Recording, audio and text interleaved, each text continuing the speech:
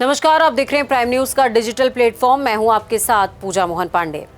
America और Iran के रिश्ते एक बार फिर दुनिया की राजनीति के सेंटर में यानी कि केंद्र में आ गए। अमेरिकी राष्ट्रपति डोनाल्ड ट्रंप के एक बयान ने अंतर्राष्ट्रीय स्तर पर हलचल पैदा कर दी है। असल में ट्रंप ने दावा किया है, या यूं कहें कि सनकी ट्रंप ने दावा किया है कि ईरान ने अमेरिका से बातचीत के लिए संपर्क किया, और ये संपर्क ऐसे समय में हुआ जब ईरान पिछले 2 हफ्ते से भी ज्यादा समय से सरकार विरोधी प्रदर्शनों की आग में जल रहा है। ट्रंप का कहना है कि ईरान के नेता अमेरिकी दबाव से थक चुके हैं और अब बातचीत करना चाहते हैं। लेकिन सवाल ये है कि क्या ये वाकई शांति की पहल है या फिर ये एक राजनीतिक दबाव की रणनीति है।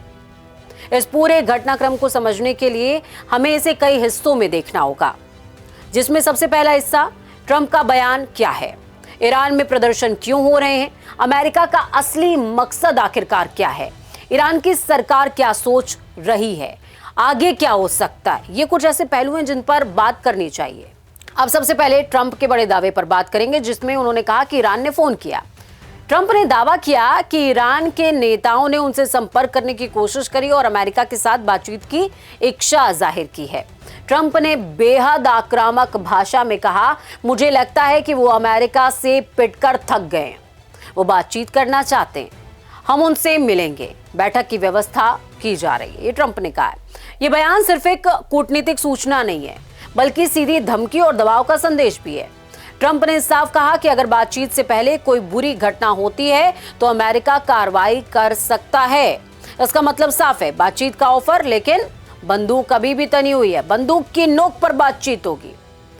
ईरान में क्या हो रहा है, विरोध की जड़ आखिरकार क्या है, अब वो समझ लीजिए। ईरान में पिछले 15 दिनों से जो हो रहा है वो सिर्फ महंगाई का मुद्दा नहीं है। शुरुआत जरूर महंगाई से हुई, बेरोजगारी से हुई और करेंसी की गिरावट से हुई, लेकिन अब ये आंदोलन सिस्टम के खिलाफ बगावत का सुर पकड़ चुका है। प्रदर्शन कैसे शुरू हुआ वो समझिए। ईरानी करेंसी की भारी गिरावट दर्ज की गई, रोजमर्रा की चीजें जिनकी कीमतों में इजाफा हुआ, कीमतें आसमान छूने लगी, युवाओं में बेरोजगारी का जो स्तर है वो बढ़ता गया, महिलाओं और अल्पसंख्यकों में असंतोष पैदा होने लगा और धीरे धीरे नारे बदल गए। महंगाई कम करो से लेकर खामेनेई शासन हटाओ तक। सत्ता का केंद्र क्या है, अली खामेनेई और उनका शासन क्या कहता है। ईरान की असली सत्ता अली खामेनेई के हाथ में है। राष्ट्रपति चाहे कोई भी हो, अंतिम फैसला खामेनेई करते हैं, उन्हीं का होता है। प्रदर्शनकारियों का गुस्सा सीधे खामेनेई के शासन पर है। उन्हें लगता है कि देश की अर्थव्यवस्था गलत नीतियों से बर्बाद हो गई है, दोजख में चली गई है। धार्मिक शक्ति ने आजादी छीनी, सत्ता आम जनता से कट चुकी है, यानी कि 2 चीजें पैरेलल। यही वजह है कि यह आंदोलन अब सिर्फ विरोध नहीं बल्कि सत्ता परिवर्तन की मांग बन चुका है।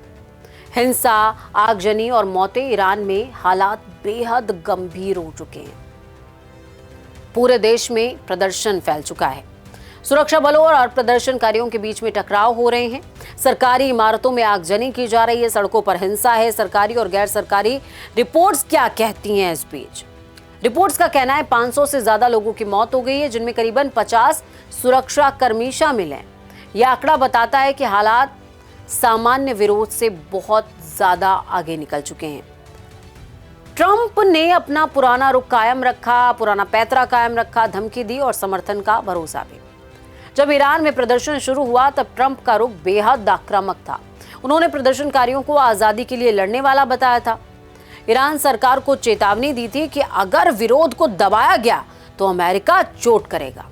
ट्रंप ने खुलकर ईरान के विपक्षी नेताओं का समर्थन किया, उनसे संपर्क किया और बातचीत की, उनकी बात मानी भी। यानी अमेरिका सिर्फ बयान नहीं दे रहा था, बल्कि पर्दे के पीछे सक्रिय भूमिका भी निभा रहा था। फिर अचानक यू टर्न अमेरिका ने क्यों ले लिया? अब ये सवाल सबके जहन में आता है। सबसे बड़ा सवाल भी यही है, जो ट्रंप कल तक सैन्य कार्रवाई की बात कर रहे थे, वही आज बातचीत की राह पर है। क्यों? इसके पीछे कई कारण माने जा रहे हैं, जिसमें सबसे पहला युद्ध का खतरा। ईरान पर हमला मतलब पूरा मिडिल ईस्ट आग में आ जाएगा, तेल की कीमतें आसमान पर चली जाएंगी और अमेरिका पर अंतर्राष्ट्रीय दबाव आ जाएगा। ईरान का पलटवार भी एक वजह है। ईरान सीधा हमला न सही लेकिन अपने सहयोगी गुटों के जरिए इजरायल और अमेरिकी ठिकानों को नुकसान पहुंचा सकता है। तीसरा, राजनीतिक रणनीति। ट्रंप बातचीत की बात कर रहे हैं और ये दिखाना चाहते हैं कि दबाव कम हो रहा है। अमेरिका ताकत की स्थिति में है।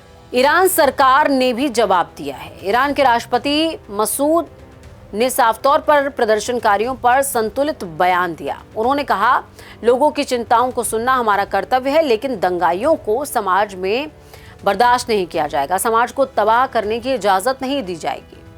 सरकार का रुख स्पष्ट है, शांतिपूर्ण विरोध पर बात होगी, हिंसा पर सख्ती की जाएगी, लेकिन सवाल ये भी है कि क्या जनता अब सिर्फ आश्वासन से मानेगी? तेहरान और पूरे देश में तनाव है। ईरान की राजधानी तेहरान समेत कई बड़े शहरों में हालात तनावपूर्ण हैं। इंटरनेट बंद है, सोशल मीडिया पर रोक लगा दी गई है, भारी तादाद में सुरक्षा बल तैनात हैं। ये सब संकेत देता है कि सरकार हालातों पर पूरी ताकत से काबू करना चाहती है। अब सवाल ये कि क्या ईरान वाकई बातचीत करना चाहता है? ट्रंप के दावे पर ईरान की तरफ से कोई खुली पुष्टि नहीं की गई। संभावनाएं दो हैं, ईरान वाकई दबाव में है और समय खरीदना चाहता है। ट्रंप बयान देकर मनोवैज्ञानिक दबाव बना रहे हैं। ये दो वजह हैं। ईरान की रणनीति हमेशा से कुछ ऐसी रही। सार्वजनिक तौर पर अगर बात की जाए तो सख्ती पर्दे के पीछे एक डिप्लोमेसी की तरह है।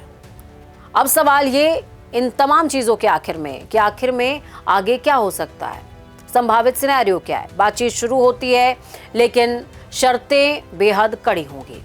प्रदर्शन दबा दिए जाते हैं लेकिन असंतोष अंदर ही अंदर सुलगता रहेगा। टकराव बढ़ता है और ये क्षेत्रीय युद्ध का रूप भी ले सकता है। शांति या तूफान से पहले की खामोशी जैसे हालात हैं, क्योंकि ट्रंप का बयान सिर्फ एक खबर नहीं है, ये एक संकेत है कि ईरान कमजोर जरूर है लेकिन टूटा बिल्कुल नहीं। अमेरिका ताकतवर है लेकिन युद्ध से डरता भी है।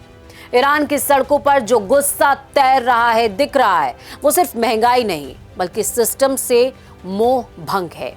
और जब जनता सड़क पर उतर आती है तो सिर्फ बातचीत से मामला नहीं सुलझता। आने वाले दिन तय करेंगे कि ये संकट संवाद में बदलेगा या फिर संघर्ष में। आज के इस एक्सप्लेनर में इतना ही। मुझे दीजिए इजाजत। मैं पूजा मोहन पांडे, साइनिंग ऑफ।